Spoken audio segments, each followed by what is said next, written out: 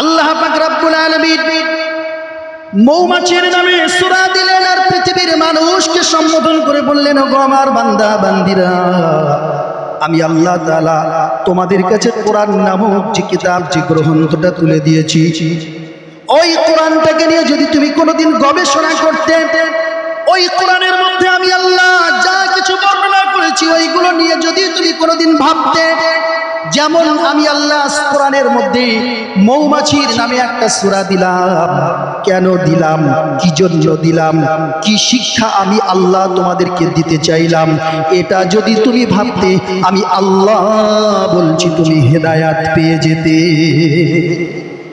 আমি আল্লাহ বলছি তুমি হেদায়াত পেয়ে যেতে।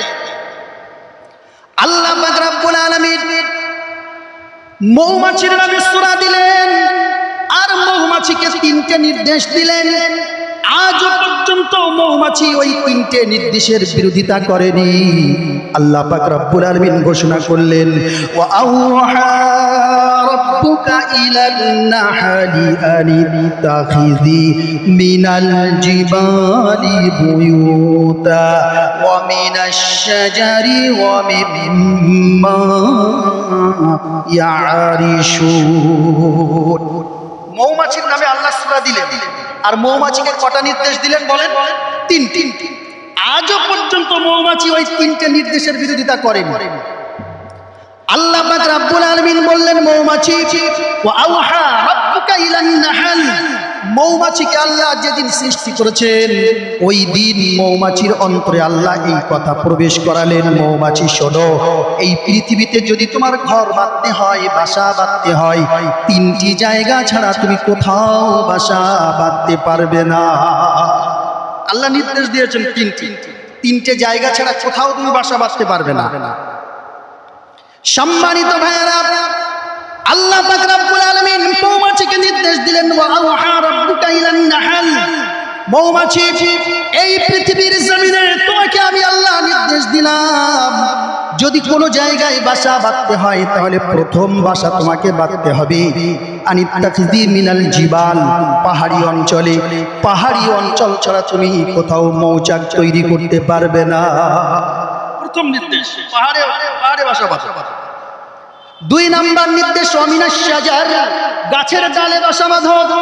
নাম্বার 3 ওয়া মিম্মা ইয়ারিশুন, আড়ার নিচে, কার্নিশের নিচে এমন সংরক্ষিত জায়গায় ছাড়া তুমি বাসা বাঁধতে পারবে না।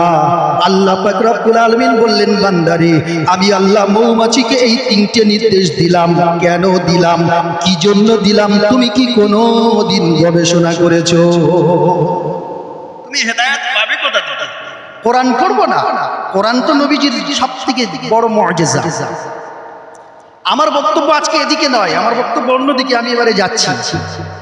তাহলে কোরআন থেকে যদি আমরা আলোচনা করি আমরা হেদায়েত পেয়ে যাব। এই মৌমাছির ব্যাপারটা নিয়ে যদি আপনি গবেষণা করেন আপনার হেদায়েত পেতে বাধ্য, সঠিক রাস্তা পেতে আপনি বাধ্য। কোন রাস্তাটা আপনার জন্য উচিত, কোন রাস্তাটা আপনার জন্য অনুচিত, অবশ্যই নিঃসন্দেহে আপনি তা পেয়ে যাবেন। আসো আজকে আমরা নবীজি সম্পর্কে কোরআন থেকে একটা সূরা চয়ন করে নিই। ওই সূরাটার সংক্ষিপ্ত আলোচনা রেখেই আজকে বক্তব্য শেষ হবে। যেহেতু আমি কোরআন থেকেই ব্যাখ্যা রাখি, সেই জন্য নবীজি সম্পর্কে আজকে যে সূরাটি আপনাদের সামনে আলোচনা করব আপনাদের পরিচিত, তবুও আলোচনা করছি কেন? কোরআনের কথা বারবার শুনলে মুমিনের হৃদয় তাজা হয়। কোরআনের কথা বারবার শুনলে কার হৃদয় তাজা হয় বলেন? মুমিনের হৃদয় তাজা হয়। আল্লাহ কোরআনে বলেছেন ঈমানদারদের 3টে লক্ষণ আছে। ঈমানদারদের 3টে লক্ষণ আছে। আল্লাহ পাক রব্বুল আলামিন ঘোষণা করলেন, ওগো পৃথিবীর মানুষ, তোমরা যারা ঈমানদার তোমাদের 3টে লক্ষণ পাওয়া যাবে।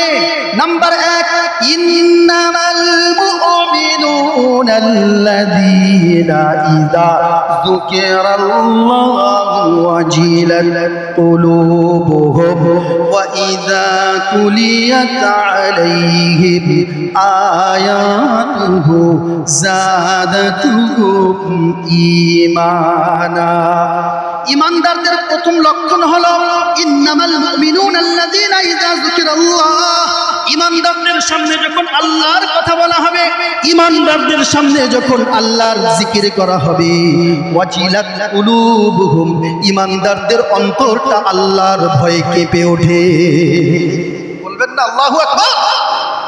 ইমানদারদের সামনে যখন আল্লাহর কথা বলা হয়, ইন্নামাল মুমিনুনা আল্লাযীনা ইযা যুকিরাল্লাহ ওয়াজিলাত কুলুবুহুম, তার অন্তরটা আল্লাহর ভয়ে কেঁপে ওঠে। ইমানদারদের 2 নম্বর লক্ষণ হলো ওয়াইযা তুলিয়াত আলাইহিম আয়াতুহু যাদাতুহুম ঈমানা, ইমানদারদের সামনে যখন গ্রহণ করা আল কোরআন থেকে সরাসরি আলোচনা করা হয়, যাদাতুহুম ঈমানা, তাদের ঈমানটা তরতর করে বেড়ে যায়। কালকে বলবেন সুবহানাল্লাহ। জি জি, একটু বলেন না সুবহানাল্লাহ।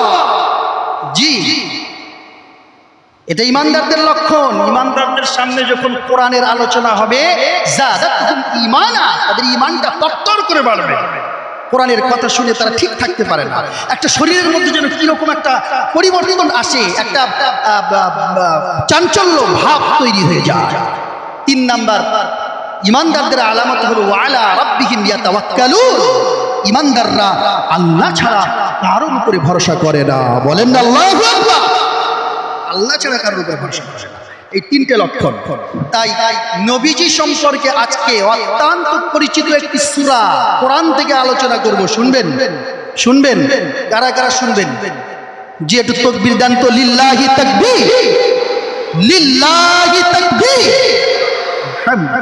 শোনার ইচ্ছা আছে। আসুন আজকে নবীজি সম্পর্কে যে সূরাটি আলোচনা করব, ওই সূরাটার নাম হলো সূরাতুল কাউসার। কি কোন সূরা বলেন?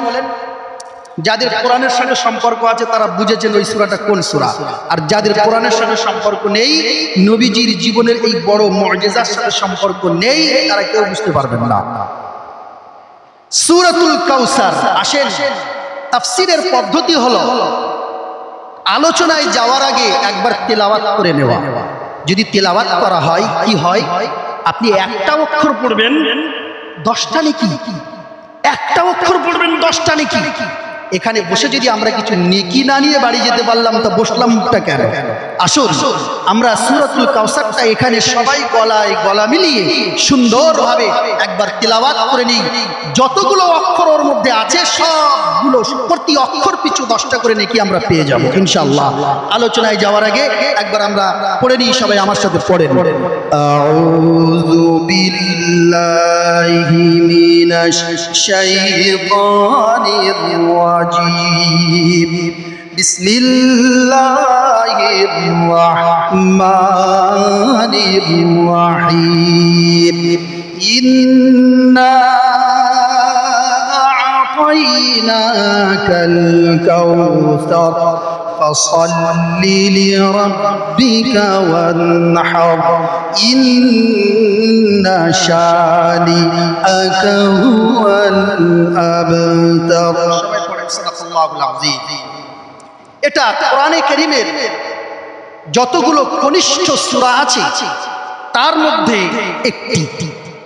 সূরাটা ছোট, কিন্তু এর ব্যাখ্যা যে বিরাট। সবগুলো তো বলা যাবে না, প্রথম অংশ নিয়ে একটু আলোচনা করি।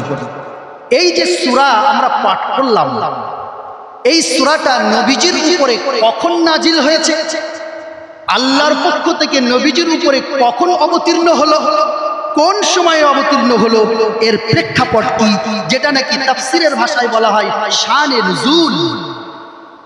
এই সূরাটি নাজিল হওয়ার, অবতীর্ণ হওয়ার কারণ কি? এই সূরার অবতীর্ণ হওয়ার প্রেক্ষাপট বা কারণ যাই থাকুক না কেন, এর মধ্যে যে শিক্ষা আছে ওই শিক্ষাটা আমরা নেব আজকে। তবে সংক্ষিপ্ত করে বললে আপনারা যেহেতু বুঝবেন, তাই আমি সংক্ষিপ্ত করে বলে তাফসীরে এগিয়ে যাব। নবীজির একজন সাহাবী নাম হলো আনাস বিন মালিক রাদিয়াল্লাহু তাআলা আনহু। তিনি বর্ণনা করছেন এই সূরাটি নাজিল হওয়ার প্রেক্ষাপট, নবীজির উপরে এই সূরাটি কখন, কোন সময়, কোথায় নাজিল হলো, আল্লাহর পক্ষ থেকে কিভাবে এলো। বিশ্বনবী জনাবে মুহাম্মদুর রাসূলুল্লাহ 13 বছর ধরে মক্কায় ইসলামের দাওয়াত দিতে লাগলেন। কেউ বা পাথর, কেউ বা ইট, কেউ বা নানান রকমের গালিগালাজ করে নবীজিকে কষ্ট দিতে লাগলো। আল্লাহ রসুল উম্মতের খাতিরে কারোর জন্য কোনোদিন বদদোয়া করলেন না। মক্কার জীবনে বিশ্ব নবী কাউকে পেলেন না সহযোগী হিসাবে। কিছু সংখ্যক মানুষ নবীজিকে সাহায্য করতে লাগলো। এর মধ্যে সব থেকে নবীজির সাহায্য মক্কায় যিনি করেছিলেন তিনি আর কেউ নন, তিনি হলেন আম্মা জান খাদিজাতুল কুবরা। জি, মক্কার জীবনে নবীজির সব থেকে কাছের মানুষ, সুখে দুঃখে সব থেকে বেশি পাশে দাঁড়াতেন কে? খাদিজাতুল কুবরা। আহা, এই খাদিজাকে আল্লাহ সালাম পাঠিয়েছেন, বলেন না সুবহানাল্লাহ। এরপর বিশ্বনবী মুহাম্মদুর রাসূলুল্লাহর আরেকজন কাছের মানুষ ছিল চাচা আবু তালিব। চাচা আবু তালিব ঈমান আনেননি, কিন্তু নবীজিকে অত্যন্ত ভালোবাসতেন। তিনি আর করে রাখতেন ভাতিজার উপরে যেন কোনো রকমের কষ্ট না আসে। বিশ্বনবী এমন একটি সময় এলো, আম্মা জান খাদিজা দুনিয়া থেকে বিদায় নিলেন, চাচা আবু তালিব দুনিয়া থেকে বিদায় নিলেন। আল্লাহ রসুল মনের এই কষ্টগুলো মনে করছেন। দয়ার নবীর আল্লাহ রাব্বুল আলামিন তিনটে, কেউ বলেছেন চারটে সন্তান, পুত্র সন্তান দান করেছিলেন। মক্কার জীবনে একে একে সবাই বিদায় দিয়েছে। আল্লাহ রসুলের নিজের বলতে আর কেউ রইল না। নিজের বলতে আর কেউ নেই। বিশ্বনবী এই কথাগুলো নিয়ে ভাবছেন, চিন্তা করছেন। আর কাবা শরীফের পাশে একটা সাদা পাথর ছিল, ওই পাথরের উপরে বসে বসে নবীজি ভাবেন। মাথা নিচু করে বসে আছেন, চোখ দিয়ে টপ টপ করে নবীর পানি পড়ে। হযরত আনাস বিন মালিক রাদিয়াল্লাহু তাআলা আনহু বিশ্বনবীর এই দৃশ্য তিনি অবলোকন করলেন। আল্লাহর নবী পাথরের উপরে বসা, চোখ দিয়ে টপ টপ করে পানি পড়ে। হযরত আনাস বিন মালিক সহ্য করতে পারলেন না, অঝরে কেঁদে ফেললেন। দয়ার রাসূলের মনে কি এত কষ্ট, ওই পাথরের উপরে বসে নবীজি অঝরে কাঁদে। আনাস বিন মালিক দূর থেকে এটা লক্ষ্য করছেন, ফলো করছেন, কি ব্যাপার, এত কাঁদেন কেন নবী? এরপর হযরত আনাস বিন মালিক রাদিয়াল্লাহু তাআলা আনহু বিশ্ব নবীর কাছাকাছি এলো। হঠাৎ করে তিনি একটা দৃশ্য লক্ষ্য করলেন। কি দৃশ্য? আল্লাহর নবী হঠাৎ মাথা নিচু করেছিলেন, মাথাটা উপরের দিকে তুললেন, তারপরে মুচকি হেসে ফেললেন। বলেন না সুবহানাল্লাহ। মাথাটা হঠাৎ উপরের দিকে তুললেন, তারপরে মুচকি হেসে ফেললেন, একটু আপনার হাসলেন। হযরত আনাস বিন মালিক রাদিয়াল্লাহু তাআলা আনহু বললেন, ইয়া রাসূলুল্লাহ, আমি দূর থেকে লক্ষ্য করছিলাম আপনি কাঁদছিলেন, আপনার চোখ দিয়ে অঝরে পানি পড়ে। আর আপনার কাছাকাছি যখন এলাম, মাথাটা উপরের দিকে তুললেন, তারপরে আপনি মুচকি হাসলেন, কারণ কি আমাকে বলতে হবে? নবীজি বললেন, রে আনাস, আমি নবী, আমি যা জানি তুমি তা জানো না। বলেন না সুবহানাল্লাহ। ওগো আনাস, আমি রাসূল, আমার কাছে যা আসে তোমার কাছে তা আসে না। ওগো আনাস শোনো, এই পাথরের উপরে বসে বসে আমি চিন্তা করছিলাম, কষ্ট করছিলাম। এই 13টা বছর মক্কায় জীবনটা কেটে গেল নবী হওয়ার পরে। 13 বছর মক্কার জীবনে কত না কষ্ট পেলাম। আমার চাচা দুনিয়া থেকে বিদায় নিলেন, খাদিজা দুনিয়া থেকে বিদায় নিলেন, সন্তানগুলো দুনিয়া থেকে বিদায় নিল। এই কষ্টগুলো বুকে নিয়ে আমি কাঁদছিলাম। হঠাৎ করে লক্ষ্য করলাম আমার মাথার উপরে হযরতে জিবরাইল আলাইহিস সালাতু ওয়াস সালাম এসে উপস্থিত।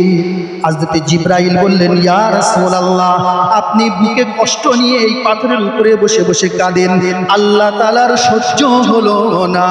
এই মুহূর্তে আল্লাহ তাআলা আপনাকে খুশি করার জন্য আমার দ্বারা আপনার উপরে সূরাতুল কাউসার নাজিল করে দিয়েছে। বলেন না সুবহানাল্লাহ। জি, আপনি কষ্ট পাচ্ছেন, এটা আল্লাহ সহ্য হয়নি? আল্লাহ আপনাকে এতটা ভালোবাসেন, এতটা মহব্বত করেন, আল্লাহ আপনাকে এতটা রেসপেক্ট করেন, সম্মান করেন যে আপনার এই কান্নাটা সহ্য হয়নি, সঙ্গে সঙ্গে আল্লাহ সূরাতুল কাউসার আল্লাহ নাজিল করে দিলেন। সম্মানিত উপস্থিতি, আসুন এবার, এটা ছিল প্রেক্ষাপট, সংক্ষিপ্ত করে বললাম। সূরাতুল কাউসারের আজকে একটা ব্যাখ্যা শুনে আমরা বাড়ি যাব, বলেন ইনশাআল্লাহ। প্রথমে বলেছি কোরআনের একটা আয়াত, একটা সূরা শুনে যদি শুনে আর বুঝে যদি বাড়ি যেতে পারেন, সারা রাত ধরে নফল নামাজ পড়বেন, তার থেকে বেশি সওয়াব হবে যদি কোরআনের একটা আয়াত বুঝে বাড়ি যেতে পারে। আল্লাহ পাক রব্বুল আলামিন বিশ্বনবী মুহাম্মদুর রাসূলুল্লাহকে ইঙ্গিত করে বললেন, ওগো নবী, আপনি কষ্ট করেন কেন? আপনার কষ্ট করার কোনো দরকার নেই। আমি আল্লাহ আমার পক্ষ থেকে আপনাকে সুসংবাদ দিলাম, ইন্না আ'তাইনাকাল কাউসার। আমি আল্লাহ আমার পক্ষ থেকে আপনাকে দান করলাম কাউসার। বলেন সুবহানাল্লাহ। দান করলাম, দান করেছি। কি দান করেছেন বলেন? কাউসার। কি দান করেছেন বলেন? ভালো করে বুঝবেন। কি দান করেছেন আল্লাহ? নবীকে কি দিলেন? কাউসার দিয়েছেন। এখন কথা হলো কাউসার মানে কি? কাউসার মানে তো আমরা একটা অর্থ বুঝে রেখে দিয়েছি, তাই তো নাকি? কাউসার মানে কি আমরা একটা অর্থ বুঝে রেখেছি, সেটা কি বলেন? হাউজে কাউসার। কিন্তু মুফাসসিরিন বলছেন না, এই একটা না, কাউসার, ইন্না আ'তাইনাকাল কাউসারের অর্থ হলো, ওগো নবী, আমি আপনাকে দান করেছি আমার পক্ষ থেকে প্রভূত কল্যাণ, অনেক কল্যাণ, অনেক কিছু, শুধু হাউজে কাউসার নয়। বলেন না সুবহানাল্লাহ। আপনি যদি বলেন ইন্না আ'তাইনাকাল কাউসার মানে নবীজিকে শুধু হাউজে কাউসার দেওয়া হয়েছে, নবীকে কি আল্লাহ আর কিছু দেননি? জি, তাফসীরটা বোঝেন। আল্লাহ কি দিয়েছেন নবীকে?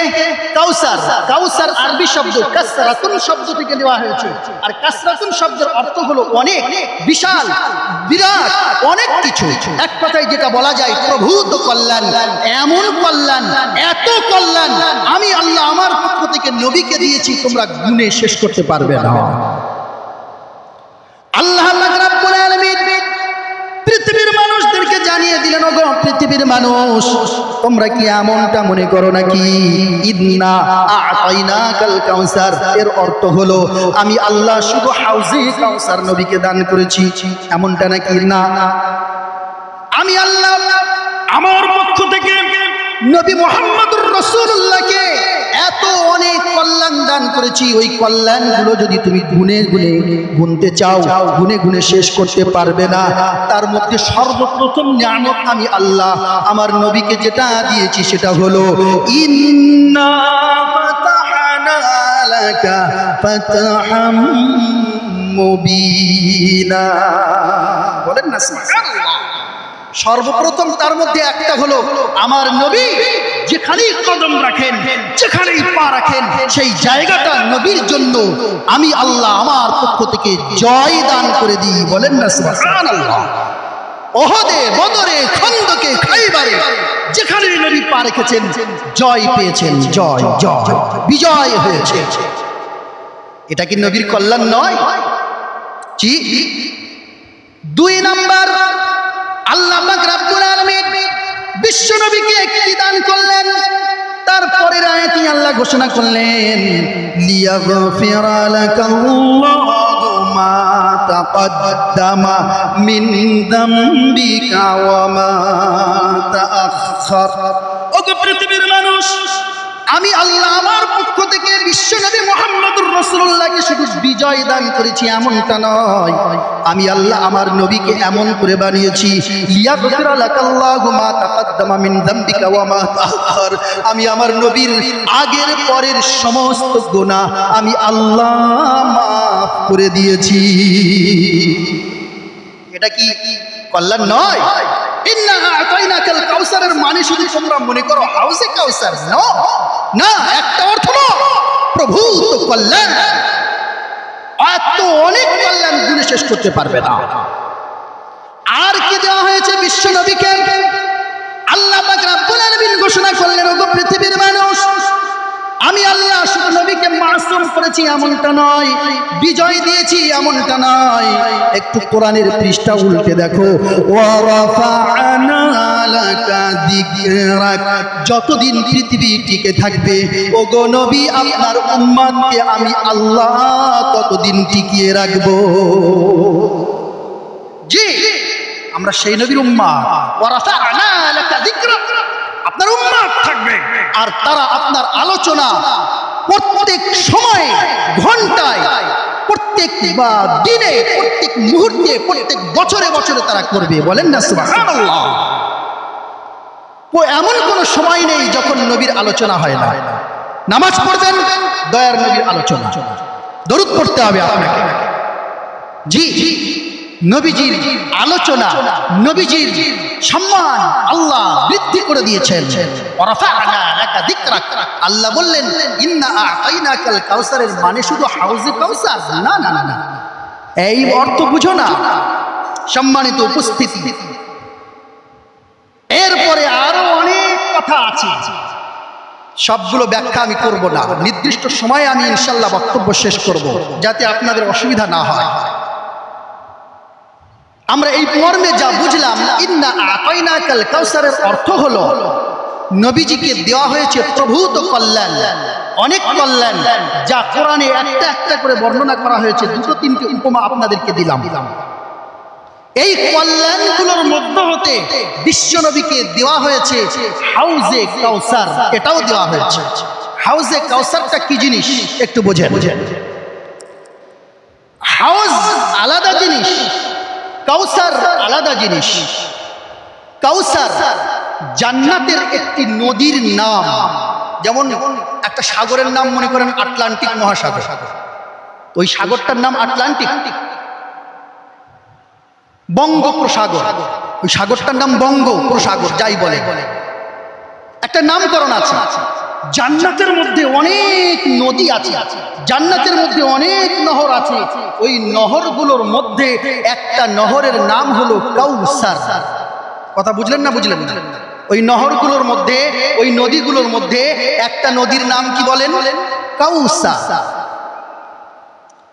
আল্লাহ বলছেন, ওগো নবী, আমি আপনাকে এই কাউসার নামক নদী দান করলাম,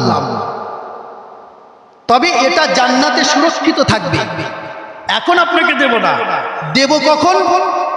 যখন দেব তখন বুঝবেন এর প্রয়োজনটা কি। যখন দেব আমি আপনাকে, আপনার হাতে তুলে দেব, অর্থাৎ আপনাকে হস্তান্তর করব এটা, তখন আপনি বুঝবেন এর প্রয়োজনটা কি। তাহলে আমরা এই পর্বে বুঝলাম জান্নাতের একটি নদী, জান্নাতের একটি নহর, যার নাম হলো কাউসার। কথা বুঝলেন? এবারে আসুন তো হাউজ বলতে কি বুঝি। হাউজ বলতে কিয়ামতের দিন আল্লাহ পাক রব্বুল আলামিন বিশ্ব নবীকে একটা জলাশয় দান করবেন, তাতে পানি থাকবে না। জলকার দেখেছেন? জলকারে যখন পানি শুকিয়ে যায় তখন কেমন লাগে? চতুর্দিকে আল দেওয়া থাকে আর পানি নেই। ঠিক এইরকম একটা জলাশয় আল্লাহ তাআলা কিয়ামতের দিন নবীজিকে দেবেন, তাতে পানি থাকবে না। কত বড়! 1000 হাজার হাজার পথ অতিক্রম বছর ধরে যাওয়ার পরেও সে পথ শেষ হবে না। কত বড়! আল্লাহু আ'লাম বিস-সাওয়াব, আল্লাহই ভালো জানেন। কথা বুঝলেন না? বুঝলেন না? এবারে আসেন, কিয়ামতের দিন এই পানি শূন্য যে জলাশয়টা আল্লাহ দিলেন নবীজিকে, নবীকে বলা হবে আপনি এই জলাশয়ের সামনে দাঁড়ান। নবীজি দাঁড়িয়ে থাকবে। আল্লাহ বলবেন, ওগো নবী, আমি দুনিয়ায় ওয়াদা করেছিলাম, ইন্না আ'তাইনাকাল কাউসার, আপনাকে আমি আল্লাহ জান্নাতের একটি নদী দিয়েছি। দেখেন নদীটা এবারে কেমন করে দিই। জান্নাত থেকে একটা খাল কেটে, একটা পাইপলাইন সিস্টেম করে ওই জান্নাতের ওই কাউসার নামক নদী থেকে পানি এনে দয়ার নবীকে হাসরের ময়দানে এই জলাশয়টা ভরিয়ে দিয়ে নাম দেওয়া হবে, এটাই হলো হাউজে কাউসার। বলেন না সুবহানাল্লাহ? এটা হলো হাউজে কাউসার।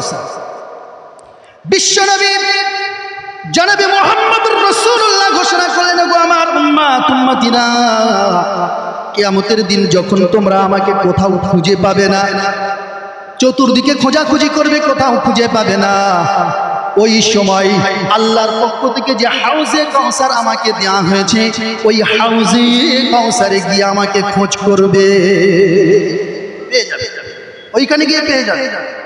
বিশ্বনবী বললেন, ওগো আমার উম্মত উম্মতিরা শোনো, আল্লাহ পাক রব্বুল আলামিন কিয়ামতের দিন ওই যে হাউজে কাউসার নামক ওই যে পানি আল্লাহ আমাকে দিয়েছেন, তোমরা কি এর গুণাগুণ জানো? এই পানি হলো দুধের থেকেও সাদা, মধুর থেকেও মিষ্টি, বরফের থেকেও ঠান্ডা, এমন সুস্বাদু পানি আল্লাহ পাক রব্বুল আলামিন কিয়ামতের দিন আমার দায়িত্বে আল্লাহ দিয়ে দেবে। কেন? কিয়ামতের দিন সব থেকে বেশি প্রয়োজন হবে যেটা, সেটা হলো পানি। কোথাও পানি থাকবে না সেদিন, কারোর কাছে কোনো পানি থাকবে না। সূর্যের তাপে মানুষগুলো পানির তৃষ্ণায় ছোটাছুটি করবে। আল্লাহ বলবেন, নবী গো, আমি আল্লাহ আজকে পানির মালিক শুধু আপনাকে ছাড়া কাকে বানাবো না। ওই দিন পানির মালিক হবেন নবী। এই কথাগুলো বুঝলেন না? বুঝলেন না? জি জি, তাফসীর, এর নাম হলো তাফসীর। বেশি ব্যাখ্যায় গেলে কথাগুলো শেষ করতে পারবো না। সুতরাং আমি এই পর্যায়ে আপনাদেরকে বোঝাতে চেয়েছি, নবীকে দেওয়া হয়েছে হাউজে কাউসার। শুধু হাউজে কাউসার না, এমন অনেক নিয়ামত যেগুলো আমরা আলোচনা করলে আমাদের অন্তর ভরে যাবে, ইমানদারদের ইমান বেড়ে যাবে, ইমানদারদের ইমান তরতর করে বাড়বে। এখন কথা হলো, এই হাউজে কাউসারের পানি আমরা কারা কারা পান করতে চাই? একটু হাত তোলেন তো, আর একটু তাকবীর দেব। লিল্লাহি তাকবীর, আলহামদুলিল্লাহ। সবাই তো হাউজে কাউসারের পানি পান করবেন, তাই তো? আল্লাহ পাক রব্বুল আলামিন বললেন, ওগো নবী, এবারে আপনি আপনার উম্মতদেরকে জানিয়ে দেন, কিয়ামতের দিন যদি ওই কঠিন মুহূর্তে যদি হাউজে কাউসারের পানি তারা পান করতে চায়, এই দুনিয়ার জীবনে অন্তত দুটো কাজ যেন করে আসে।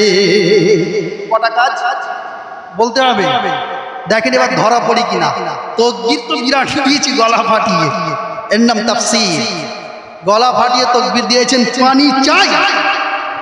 পানি যদি চান, আল্লাহ বললেন, ওগো নবী, আপনি বলে দিন দুটো কাজ যেন তারা করে আসে। সেই দুটো কাজ কি? সবাই পড়েন আমার সাথে, ফাসাল্লি লিরাব্বিকা ওয়ানহার।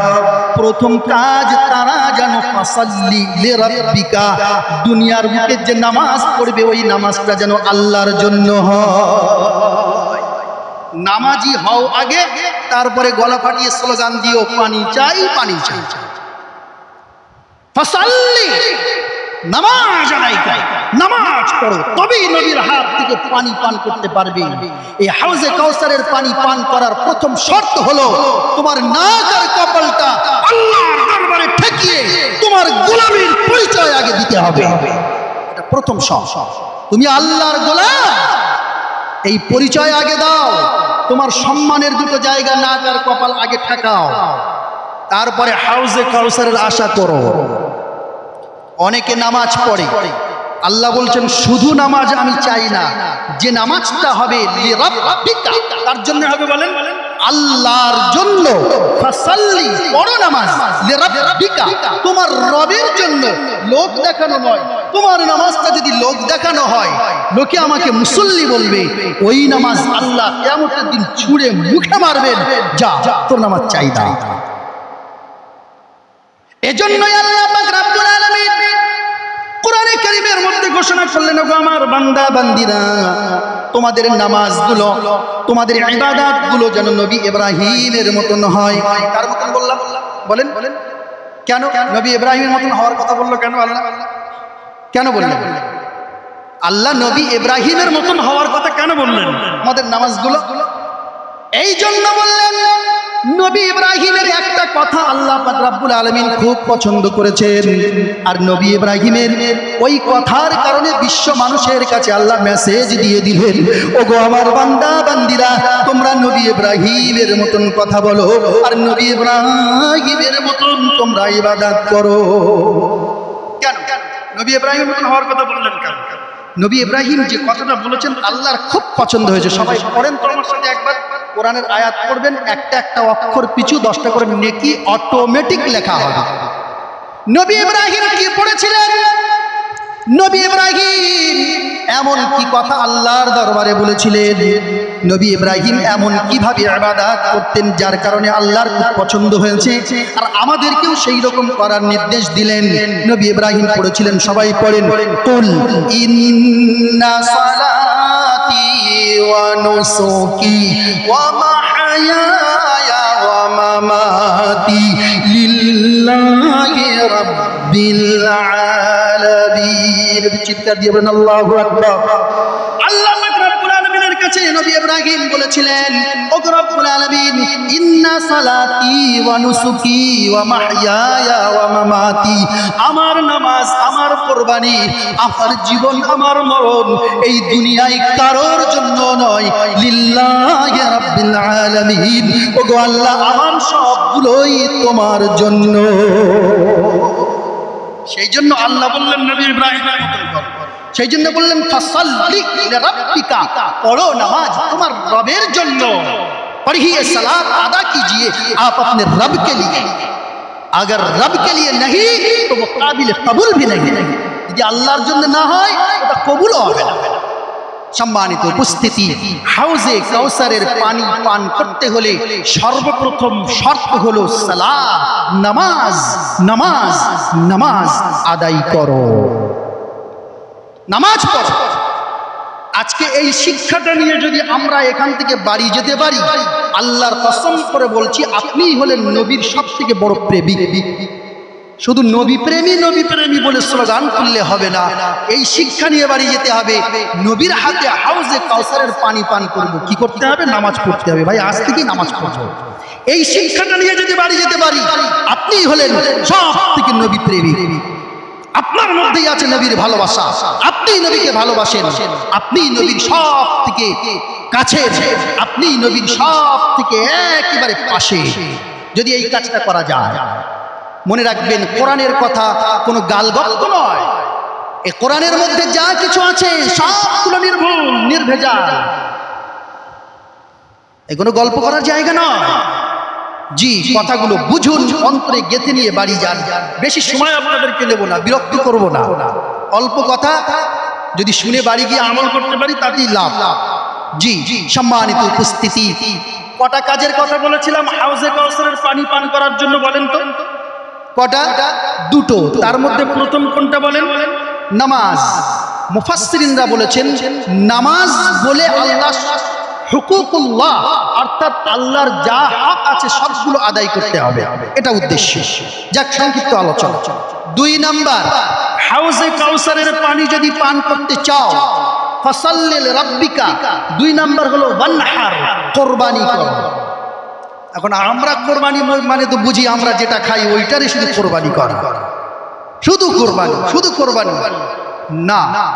নাহার শব্দের অর্থ হলো উৎসর্গ করা, সেবা করা, খিদমত করা, শুধু কোরবানি নয়।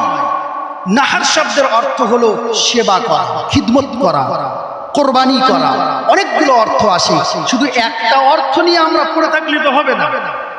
তাহলে নাহার শব্দের অর্থ হলো খিদমত করতে হবে, সেবা করতে হবে।